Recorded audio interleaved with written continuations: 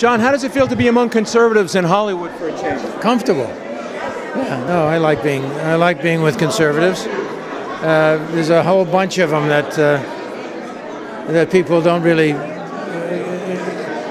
give a lot of attention to, but there's an awful lot of us here.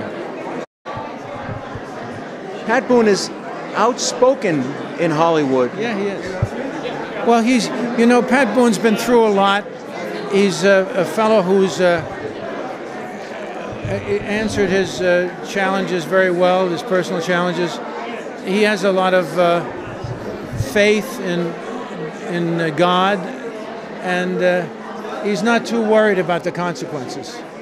So that's good. He's a good guy. He's a righteous guy. He says what he believes, as we all should. Also, we're from a time, when we were growing up. I'm 75, he's 80.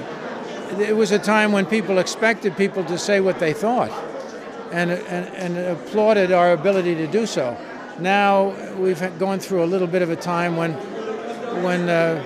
there's been a little, people are not allowed to say certain things. Well, that's quite silly. I don't like that. It's not part of my growing up, but it's not part of the legacy of America. So I think it's good to step up and say what you think. If you really have feelings, express them.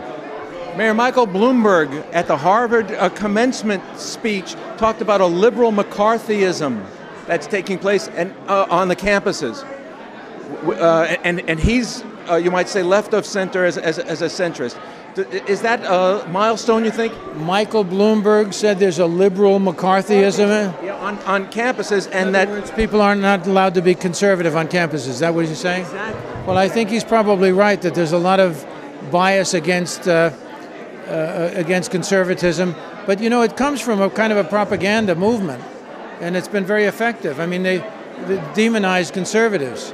The difference between a conservative and a liberal today, as far as I'm concerned, is that conservatives are just people who know a little bit more about what's going on. They look for the specifics, they want to find the truth, and they pay attention.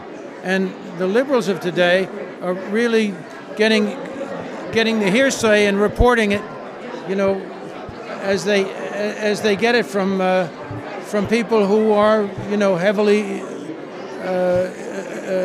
into a heavy agenda.